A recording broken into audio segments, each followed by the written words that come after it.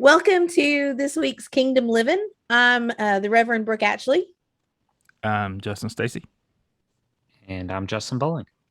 Let's take a minute and pray, shall we? Our Father, who art in heaven, hallowed be thy name. Thy kingdom come, thy will be done, on earth as it is in heaven. Give us this day our daily bread. Forgive us our trespasses, as we forgive those who trespass against us. And lead us not into temptation, but deliver us from evil. For thine is the kingdom, the power, and the glory, forever and ever. Amen. All right. So this week, Brooke, we decided that we are going to, reflect on 9/11. It is the 20th anniversary of 9/11. And Crazy. we were recording a day before 9/11, but when this comes out, it's going to be a couple days after. But I think we wanted to reflect on our faith, how 9/11 impacted that, and really answer the question, where were we when the world stopped turning that September day? Thanks, Alan. Yep. So I know that y'all were in school. So if y'all want to start, you young whippersnappers. Sure. Youngest first. Why don't you go Bowling? Sure. So I was in ninth grade after I finally got my grades corrected when I thought about this. But yeah, I was in ninth grade. I was in computer-aided drafting class, I remember. And I remember the gym coach coming in. And he came in and he said, we had a TV in our room that was hanging up. And he said, you have to turn on the TV. And this was right after the first plane had hit. And so he turned it on, and it was like 30 seconds or less after he turned it on when the second plane runs into the tower. And so we got to see that one live. And, it was a weird age for me. I felt like it was like I was old enough to kind of understand that this was a big event and this was going to affect things for the rest of my life. But I was still young enough that it didn't fully set in, how, somber of a thing it was that I was watching at the time. But that was basically how the whole school day went, is we sit there and we watched TV in every class as we went through each day, as we went through the day. And as the day went on, it did kind of settle in a little bit more that, this is kind of crazy. This is unprecedented in a lot of ways. And by the time I went home that day, I had a very different feeling about what I did that morning. Because that morning it was kind of like, wow, this is insane. Like I've never seen anything like this. But by the end of the day, it was a lot more like, this is going to change people's lives. It ended a lot of people's lives. And a lot of things are not going to be the same that I've took for granted, up until this point. So yeah, it was an odd age for that to hit, but it's definitely something I remember vividly until, up until this day. Yeah. It was either homeroom or whatever our first block was. I think it may have been English. And I remember the teacher got word that something had happened, and she turned on the TV that was in there. And we just started watching the news, and that was when the first tower was hit. And I remember we were all speculating because at the time when the first tower was hit, there was still no confirmation that it was a terrorist attack. It wasn't until the second tower was hit that we realized, oh my goodness, this has to be a terrorist attack. So I can remember just a bunch of us speculating, how could any pilot be that terrible? Like, did they have a seizure? Did something crazy happen to where they just flew into the building accidentally? That was kind of what was on our mind, and I guess that's what we were hoping. But I was at age of 15, so this was the first real, big event that changed everything. I mean, it was the first time that I really feared anything. Before then, I felt like my parents could protect me from anything. There was no real danger. But then when something like this happened, and it's a terrorist attack, and you see how many people inevitably was going to die when those buildings crashed, that I had a sense of fear that day. And I think everyone did. I remember the gym teacher that day was going around, and he was a really religious guy, and he was going around saying that this is the apocalypse. This is the beginning of the apocalypse. That's what he was saying and telling us kids. And, I didn't know a lot about the Bible then. I just become, let's see, I hadn't even become really I guess, baptized Christian yet. I was I was in church and I was starting to learn about things, but I had not been baptized yet. I had not accepted Christ yet. I had not, had that relationship yet. So this was before any of that. So I really didn't know a lot other than just pop culture stuff on Revelation and the apocalypse. But when he started saying stuff like that of course put the, fear of God in all of us, that, oh my gosh, this actually could be it. And so that was on my mind that day too. So all I remember about that day is, being glued to the TV and just being fearful of my life, that this could result in somehow endangering me and my family. Even though, we're a far cry from Washington, D.C. or New York. I felt unsafe that day. And I felt unsafe for quite a while after that. So that's how 9/11 changed me that day. I will add that as a precursor to 9/11, I actually visited New York City in July of 2001. And it was on an Upward Bound trip. Mm-hmm. And I remember, getting to see all of the landmarks of New York City, Twin Towers being one of them. And I was And about to ask, did you saw the Twin Towers in July the same yeah, year? I did. And I don't remember I don't actually have a picture of them. And that's the thing. I thought for sure that I took a picture of them because we took the ferry boat thing to the Statue of Liberty. And of course you could see the Twin Towers. Great doing that. So I don't know why I didn't take a picture of it, but I went through all of my photos, could not find any photo of it. So unfortunately, I just did not take any photos. But this was before cell phones were ambiguous. So Right. It's, right. Yeah. It would have been those throwaway cameras, So I did get to see it though. I got to view it, so I felt blessed to be able to see such a sight. Because it was a marvel, really. But I don't know. It definitely changed me. It added a level of fear to my life that I hadn't had before. Well, it was a Tuesday, if I remember right. And Aaron and I was not in school. I was already married with 2 children. I was about 26 years old. And we were both home. My great grandmother's funeral was that day. She had passed away a few days before. And so we were both home. We had sent Anna, our oldest, down to Aaron's mom's in Knoxville because we knew we were having the funeral and we didn't want to tag along a toddler and all that kind of stuff. And so we were getting ready and my mom called and said, "You need to turn the TV on. I'm hanging up so I can watch." And I thought, okay. So I turned the TV on in our bedroom and Aaron was in the shower and I was sitting on the edge of the bed and kind of like you all, the first tower had already been hit. And I was watching as the second tower got hit.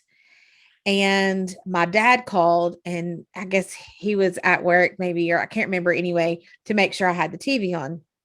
So we were watching and I hollered at Aaron and he came out of the shower and they were doing all the speculations, what it could be. It was a terrible accident. And Aaron got back in the shower because we still had the funeral to go to when the first tower came down.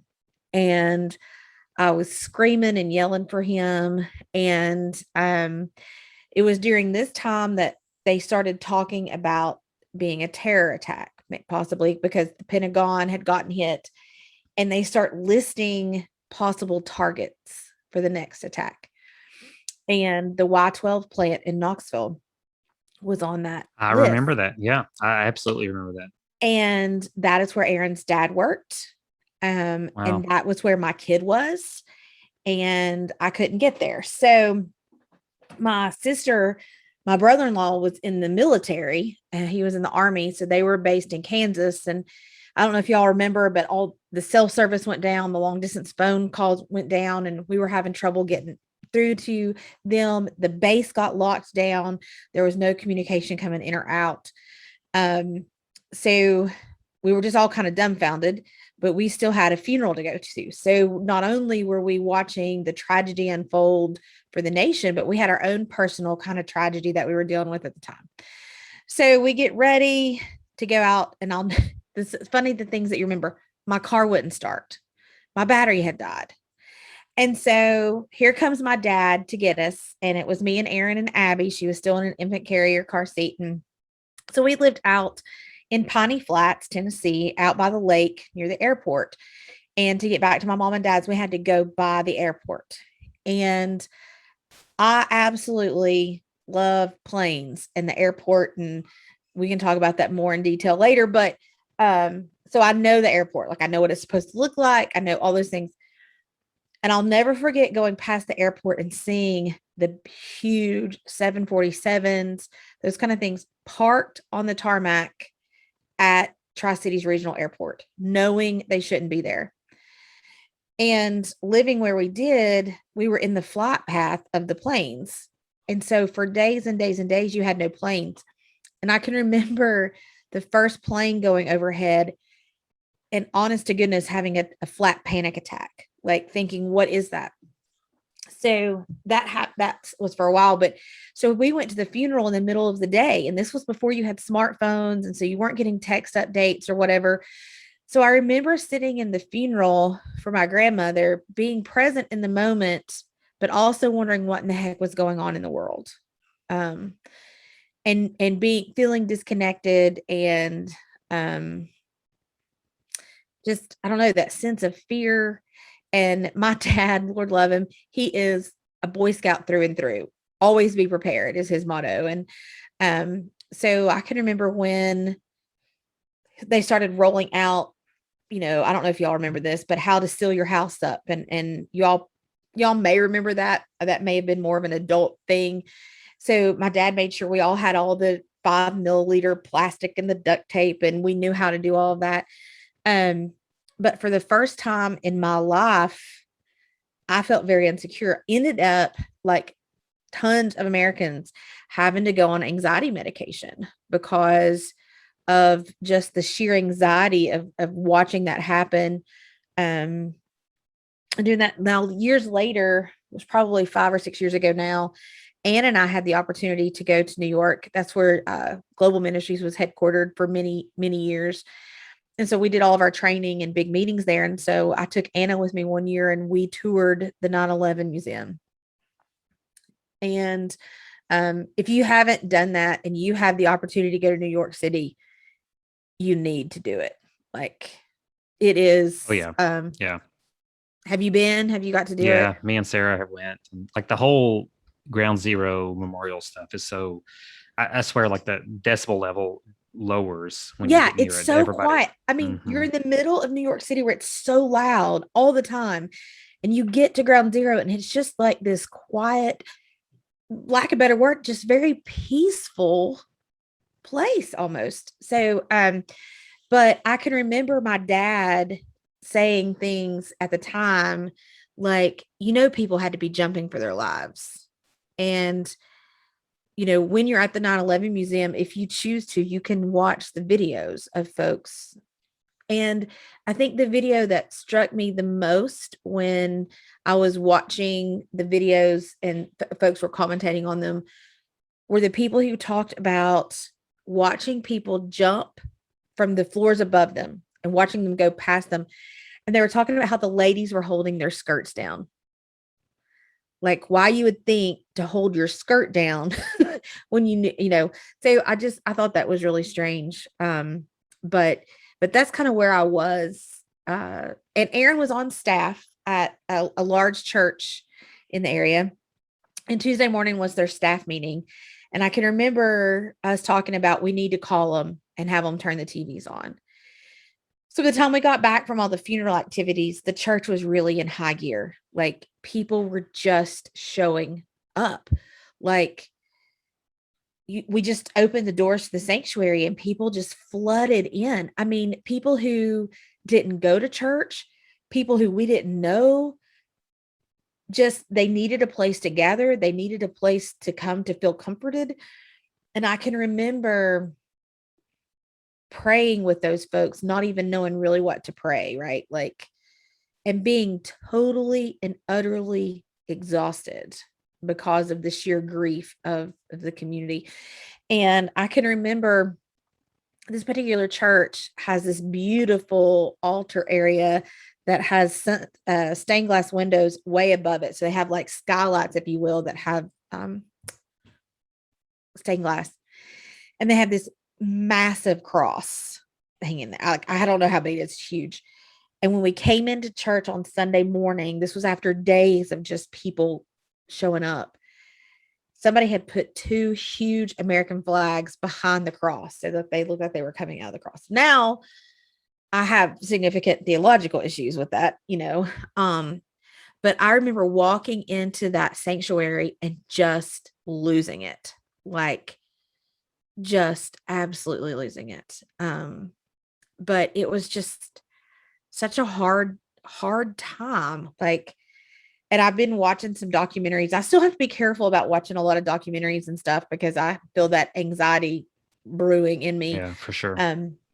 But this week, and I think it was actually Hillary Clinton was doing an interview, and she talked about how, and I've been to the museum or the memorial at the Pentagon too, which is equally beautiful. And they do some really neat things with some benches and different things for children. But anyway, she was talking about how she watched it on television, like we all did. And then she and the other senators and Congress people for New York flew up to New York the next day. And she talked about how eerie it was to be the only plane in sight and some other stuff. But she said that television kind of whitewashed the scene. And when you flew, they landed at LaGuardia and then took a helicopter to Ground Zero. She talks about when she first came upon it and saw the sheer devastation. And she said, you literally could not breathe because you can't fathom how big and how awful that it looked. And I thought about, for those of us who lived that through the screen, how differently our experiences were than the people who saw firsthand, but that struck me this week. I was watching a documentary just the other day, and one of the things that they talked about is like just the amount of bodies that would have been on the street around the towers that had jumped, or that like apparently when the plane crashed, with both cases, some of the plane came off and landed on people that was out and about.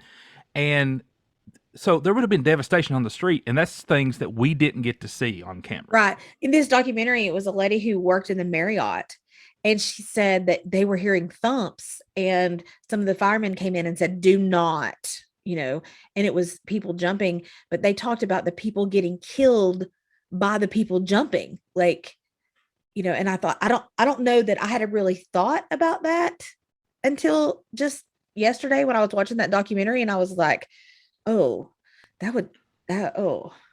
yeah, I can't imagine the sheer horror that those people would have been in to have to really choose between being burned to death or jumping to your death. Either way, you're dying. That.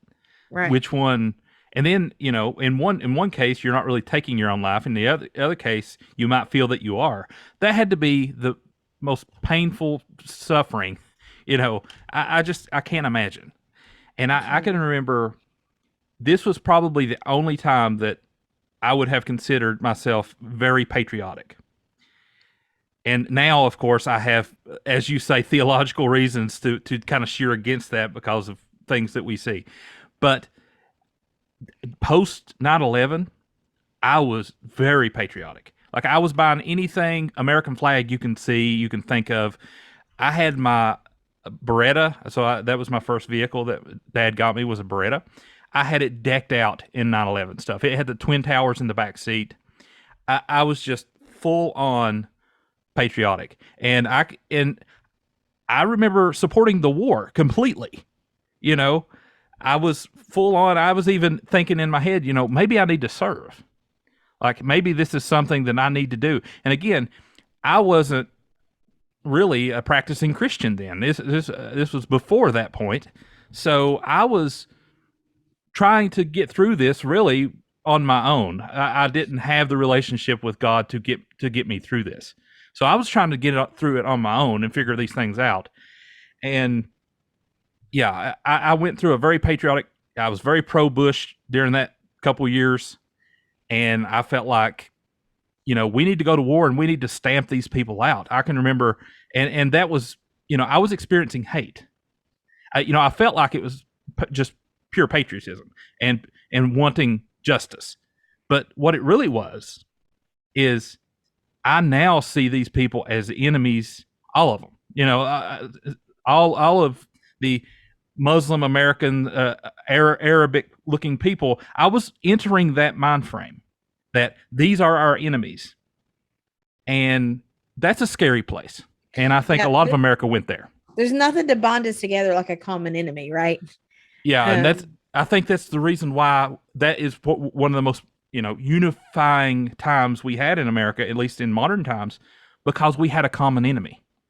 Yeah, I mean, talking to people who lived through World War II and Pearl Harbor, I think there was a lot of the same kind of sentiment and feeling after that they saw after 9/11. I think for me, that was the first time that I really had to wrestle with what it would mean to love my enemy. Like, up until then, my enemy was some other mama who was bad mouthing me at the MOPS group, right? Which is mothers of preschoolers, by the way. You know, I mean, that was kind of my extent of an enemy, right? I mean, I didn't have anybody who really wanted to do harm to me. I mean, maybe hurt my feelings or maybe be jealous, but not harm. And so I really wrestled with this. Like, I really wrestled with what is an appropriate response? Like, is it okay to go on the offensive? Is it, what does it mean to follow Christ and yet want revenge at the same time? And I think too, I was on the train of, let's just wipe them out. I mean, you know, wipe it all out, wipe everybody out. And then I don't know. I mean, it took me a while to get to where I didn't see everybody painted with the same brush, if you will. At the same time as we're dealing with the trauma of the actual attacks, we were also dealing with the terror, if you will, of the military spinning up because of our family members that were in the military. And so we knew what it meant to go to war, like, you know, and I can remember making care packages for soldiers and sending them to my brother-in-law's platoons. And he did several tours in the sandbox, and we've had other family members do that too. And one of my family members, I actually was with when it was announced that Osama bin Laden had been captured. And I will never forget the look on his face when that was announced. And because it was announced and we hollered, he wasn't in the room, and he came in and it was like he grew 6 inches, like the relief off his shoulders. And he started talking about how many caves he had gone in and how many well covers he'd flipped over looking for people. And, you know, just that trauma along with, I mean, it's been 20 years of trauma over and over again. So I don't know. So, but that love your enemy, like, what does it look like? Like when mosques were being attacked, I can remember thinking this doesn't feel right to me. Like, but I think we still struggle with that. I read some stats that between the year 2000 and 2009, hate crimes on Muslim Americans went up by 500%. Yeah. And I mean, that's insane because they said for other groups, it actually went down 18%. So again, it's just reaffirming that we had a common enemy and everybody was just targeting, these people. But I mean, it's obviously wrong. It's just terribly wrong. But I think we all just struggle to figure out, number one, we should not be looking at everybody with a broad brush as an enemy. That's Right. regardless of what they look like or where they're, originally from or anything like that. We need to get away from painting broad brushes. That's the first thing. But even when we do look at Osama bin Laden, you said when he was killed, and the announcement that he was killed, I can remember that Obama making that announcement that he had been killed, and I remember being so happy, standing up and clapping, Cheering. so happy, cheering, and it was years later that I looked back on that, and I think I even made a Facebook post, just being so happy that this man was finally dead. And then I look back on that, later when I'm, I guess, a little more mature in my Christianity, and I'm actually thinking more about loving neighbors, loving enemies, and things like that. And I'm thinking, celebrating someone's death, is that ever loving your enemy? And I don't, in a sense, it feels like justice is served, and justice is, of course, a holy thing. But for death, the ultimate penalty, is it ever good for us Christians to celebrate someone dying? Yeah, I think I've struggled with that, and here's where I kind of come down on this. There was a lot of evil in that. There was a lot of evil. I think that's something as the church we don't talk about a whole lot. The three of us have talked about if we want to talk about just war and that kind of thing. And, I think about what would have happened had we captured Osama bin Laden, put him in jail. I mean, there would have been a lot of evil that happened. But I can remember being glad, thinking that, well, we can kind of move on now. That this chapter is over, check the box, this ends it. But I can remember my family members saying, this is just the beginning. Like, this is just the beginning. And oh, how he was right. Oh, how he was right. So I've really spent a lot of time too reading and thinking about, why is it that America's hated so much? Like, how can you get so much hate in your heart for a group of people that you would do these things? And I think one of the things that's helped me really wrap my mind around that is how other cultures perceive Americans.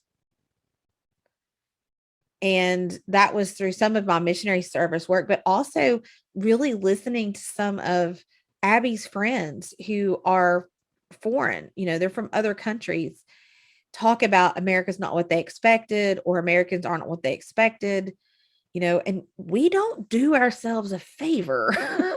I mean, we're pompous people. So I don't know, but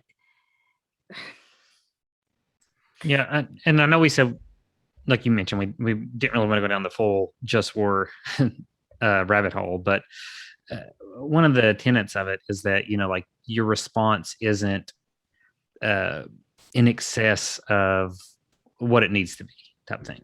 Right. And so, like, if you are responding to an evil that was done, which is a true evil that we're talking about here, like, that doesn't mean it has to go down the route of, like Justin was talking about, discriminating against every person that looks like a Muslim, that it may not even be a Muslim. Because I know that there's some other stats too, Justin, that's talking about, like, and I'm forgetting the name of the religious group, but it's an Indian religious group that's a subset of the Hindu religion, that they're not even Muslim, but they dress in a way that kind of looks like Muslims, and their rate of discrimination against and attacks of hate crimes rose significantly during that same time period too.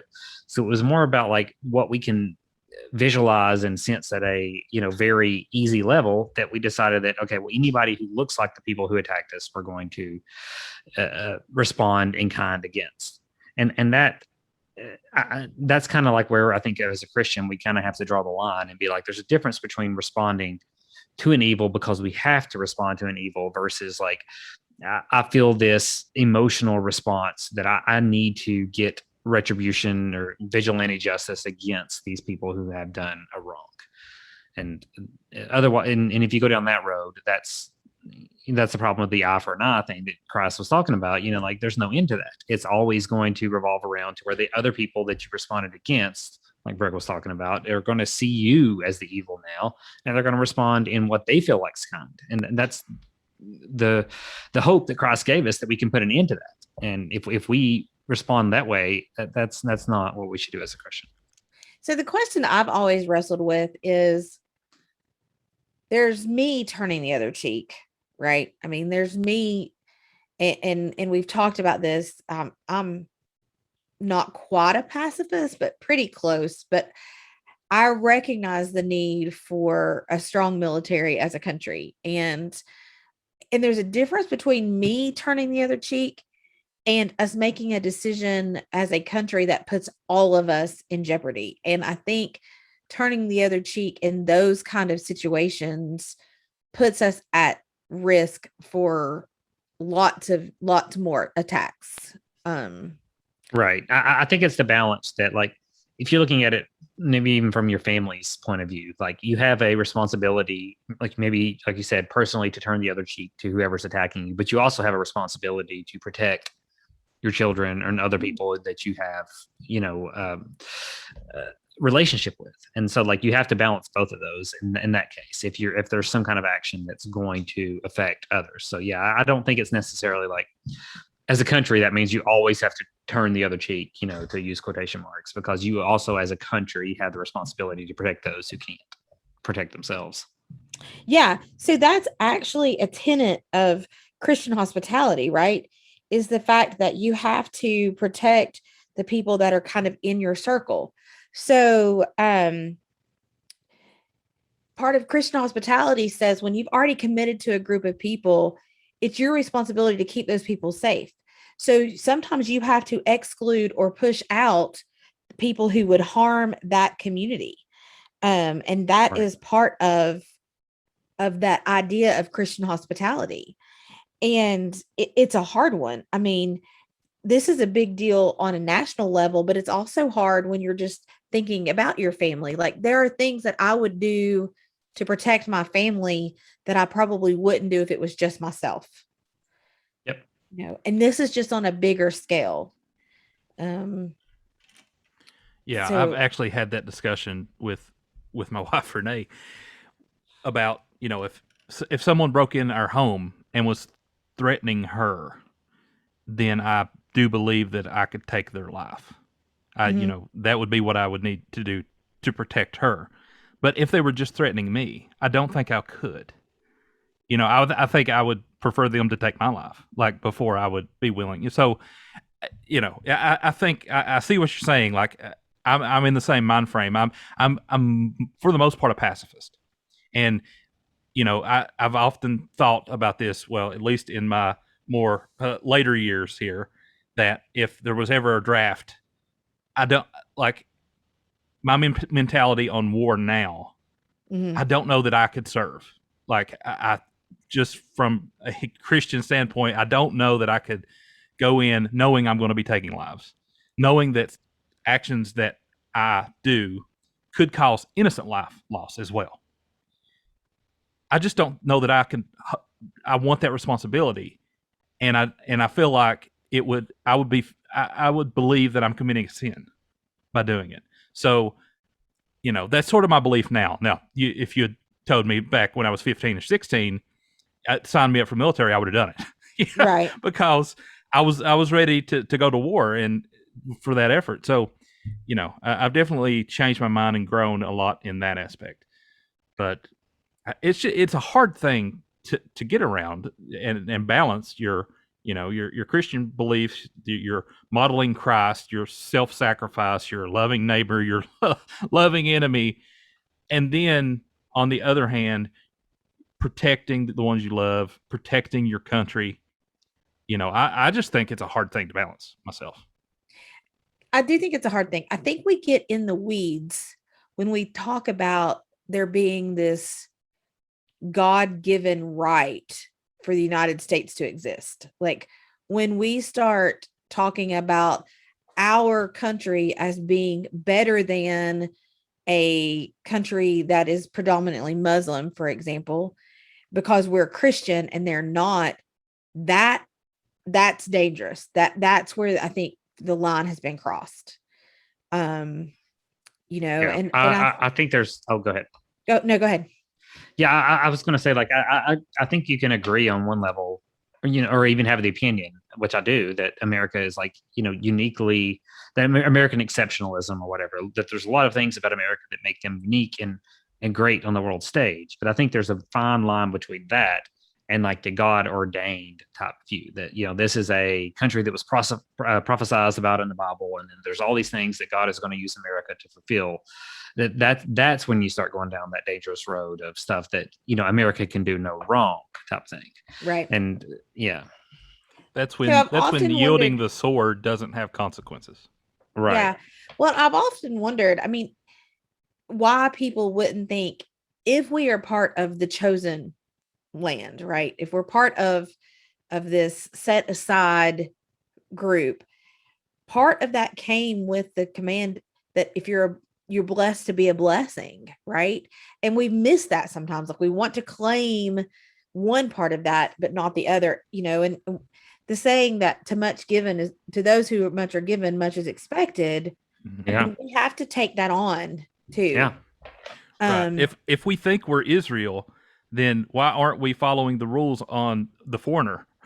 Right. And my goodness, if we think we're Israel, which we're not, but if we think we are, then even in the Old Testament, Israel gets in a lot of trouble and does a lot of things wrong. Yeah. Like God is always bringing them back to him because he has to. So like as a chosen people, like there's a lot of responsibility in there, and there's a lot of ways you can go wrong that other people can't. So even if you believe that, you should believe that, we should be very careful with the power that we're given.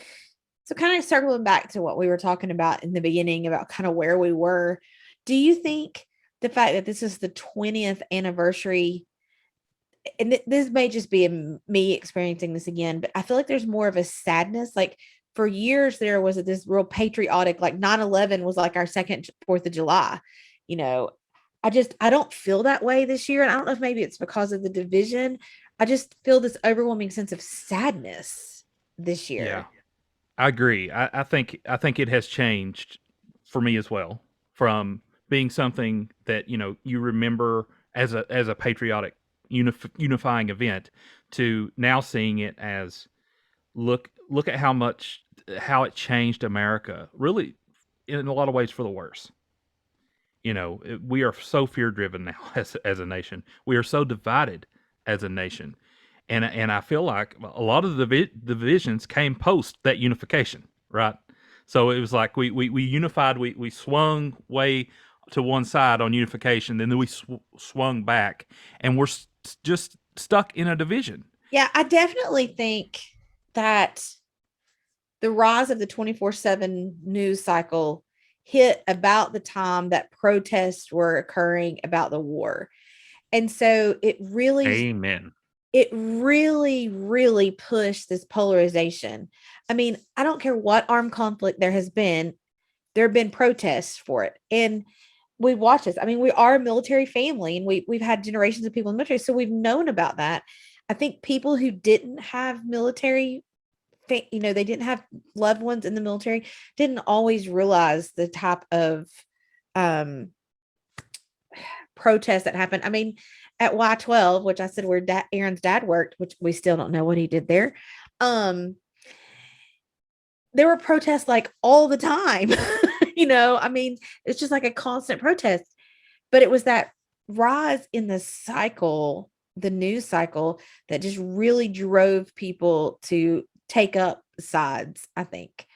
And there was just, and there was a lot of anti-Bush sentiment that was going on during that time, and I think that's why Obama really won by a landslide in 2008. It was anti-Bush, and I even fell into that category. By 2008, I was way anti-Bush. yeah, but I still would have run through a brick wall for that man. Yeah. Like, I mean, Yeah, me now too. when I hear him talk, and I don't know if you've had a chance to read his memoirs about that day, I haven't. or just his memoirs, it's worth reading. Like, I can't imagine. I mean, just the little bit of leadership I've had in helping churches go through trauma, ministries work through grief, the weight on your shoulders. I cannot imagine the pressure that he felt. And I still feel like he handled the whole situation with grace. Yeah, Yeah, I his definitely have a Decision Points book, his autobiography. There's an Yes. audiobook version of it where he reads it too. Yes. Oh man. Oh that my is so gosh. And his voice cracks and stuff when he's Yeah. reading it. And Yeah. I mean, the part where he talks about reading to the kids and having them come Oh, in and man. whisper in his ear, and he continues on with the kids because he didn't want to, he wanted to give them that last little bit of innocence. I mean, Lord, just slay me right there. Like, pull over Yeah, if you're he driving. definitely like lays out his thinking, and it feels like, I mean, obviously like somebody can make it up, but it feels legit to me. Maybe I'm being taken for, but you know, it feels like he's really laying his heart out on But like, it what he was matched going his through. actions during that time. And Yeah. I don't care how good of a politician you are. I don't think you could have masked what was happening during that time. Yeah, and you know, he does get most of the credit or blame for the two wars, right? But everybody, if you had polled everybody, it would probably be 90% everybody wanting to go to war, right? Well, I mean, You know, they including did. myself. Afghanistan was one vote no in the House. Right. Like, and that's the One. House. So- yeah, one. All the Senate and all one Everybody vote no in the wanted House. to go to war. Yeah. Post that. So, you know, I think, you know, the buck stops here. I mean, I think he gets a lot of the blame and a lot of the credit. And we have a lot of armchair quarterbacking going on. And the whole saying, I mean, I'm just full of cliches tonight, but hindsight's 2020. I mean, I really think comes to play here. Had we, you know, people are saying, well, we should have done this, but they know how it ended or how it did. Exactly. Yeah. It's really easy to point back and say, well, I would have done this knowing what has happened, but using the information that we had. I also sometimes forget that we didn't have the surveillance. We didn't have the tools that we have now then, you know, for good or for bad. I mean, I can remember flying when you got to go look at the cockpit and meet the pilots. I mean, you know, so a lot has changed. That is one thing. I Yeah. do remember flying for the first time after 9/11. And then on a business trip, I actually was flying home on 9/11, not an anniversary of 9/11.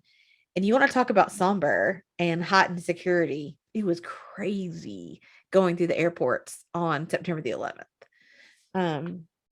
But I don't know. I do think that he gets a lot of armchair quarterbacking and stuff. And right. Yeah, I And- heard somebody and- put it the way that, you know, causation isn't always like apparent, but if you would have told everybody on September 12th that, you know, we're going to be at war for 20 years, but we won't have any major terrorist attacks on the U.S. for the next 20 years as well, I don't think there's a person in the U.S. that wouldn't have took that deal. I don't know if that's necessarily related and that's why that didn't happen, but if you could have told that to people, people would have took that. But I do think that the end of the wars now, both Iraq and Afghanistan, is why it kind of takes on a different tone, especially this year. Yeah. With it being that close in proximity, that it's a lot more reflective rather than, you know, promoting action. Yep. That's a good point. And I will say that a big bright spot for me, and, you know, maybe gained quite a bit of respect for Bush during the Trump administration, when him and Michelle Obama was, you know, shown in public Best places, BFFs. BFFs, basically, just because it was so divided, you know, during that time, and to see polar opposites on the political spectrum being really friendly and look like best friends. You know, So, have you read her memoirs? no. So I have not. I do want to read. Can you tell what I like to read? You read a lot of memoirs. I do read and historical things. So I like read Winston Churchill's things and all this kind of stuff. But that is a genuine friendship. I mean, and I think it's totally awesome. Well, another friendship that is the Bushes and the Clintons, specifically Bill. Like I think he said that like George H.W. Bush was like a father to him, right? So I wish we could get back to the point where politics did not divide us to where we see each other as enemies. And I think those are good examples. The Clintons and the Bushes are good examples. And I think 9/11 is a time for us to think about what it means to have an enemy. I mean, I think we throw the word enemy around all the time and we don't really understand what that means. I mean, we mean it for somebody who doesn't like us or somebody who's petty to us or whoever's cut us off coming up the exit ramp or on ramp, which is one of my road rage pet peeves. But we don't really think about what it means to be an enemy. When Jesus says pray for your enemies, he's not talking about the person that you have a disagreement with. He's talking about people who want to harm you, you know, and that's I mean, they were talking about Rome at the time, praying for the leaders of Rome when they were literally killing people. Yes. So I often, I wish, because I've journaled throughout my life at different times and I wasn't journaling during that time. And I really wish I had it because I would have loved to gone back and maybe I would have been mortified and horrified at what I had written, because I also oftentimes will write my prayers out and I wonder what my prayers would have been. Would I have been praying for my enemy, like, let us find them so we can kill them all? Or would I, what does it mean to pray for your enemy? Like, how do you pray for someone who really intends harm for you? I don't know. It's just a tough question to answer. It is probably more tough than time we have tonight. We've talked a while, so I think we can conclude there. But this was really good reflection. I knew it would be. 9/11, every year I go through a phase where leading up to 9/11, I'm watching documentaries and things. And I even went through a couple years where I was watching some of the conspiracy theories on 9/11, which I wouldn't suggest. Was it anyone Loose do that, Change or something? That was that YouTube video that was out forever. Yeah, I watched that for sure. But I wouldn't suggest anyone do that. Please don't. But, no, please don't. And we are not recommending that. Just FYI. No, definitely not. We are not conspiracy theorists. Definitely At least about this. No, for me, there's 2 days that kind of like, shape me that I remember every single year. It's 9/11 and the 416 Virginia Tech shooting when I was in the building next door. But both of those, like, to me, leading up to it every year are about the only two events in my life that I feel like that every single year it hits me pretty hard. Yeah. But it's good to reflect. It's good to pray about these things. We should still be praying for, the families that lost their loved ones on 9/11. I'm sure they're not over it.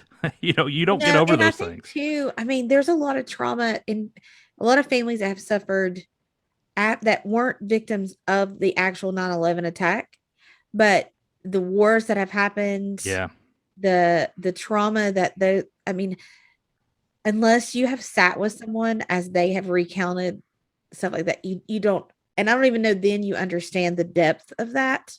Right. But there's that too. I mean, so, we talk about primary victims and secondary victims. I mean, it's just, this is one of those things where the ripple effect, we are still feeling the ripple effect. Yeah, we are. I saw an article in the New York Times a couple days ago that was talking about that there was over 1,000 victims that had still never been identified. And so you think about those 1,000 families that never had like the full closure that people get by, able to have a funeral and know for sure where their loved one was at. That's crazy. That's heartbreaking. Yeah. So we should definitely be in prayer for those families, be in prayer for all all of our veterans that have served in these wars and are still feeling the effects from them, who have died and their families are suffering because of that. Be in prayer for America, post 9/11, because I think it has changed everything about America, and a lot of it is for the worse. So we need to heal. Eventually, we need to heal, and that's the thing. We need to mourn and we need to heal. And I think when we do that, we can get past some of these divisions and maybe start seeing each other as neighbors. And that's my prayer. Peace be to you. Have a good night. Thank you so much for tuning in. We really hope you got some enjoyment out of the podcast this week. Remember to check out our website, www.appalachianliturgy.com, and follow us on all of our social medias. If you want an easy way to support us, though, make sure to subscribe to our channels and like our videos on YouTube. Also, join our email list for updates and let us know how we're doing. See you next week, everyone. Appalachian Liturgy Podcast is a JRS Studios production.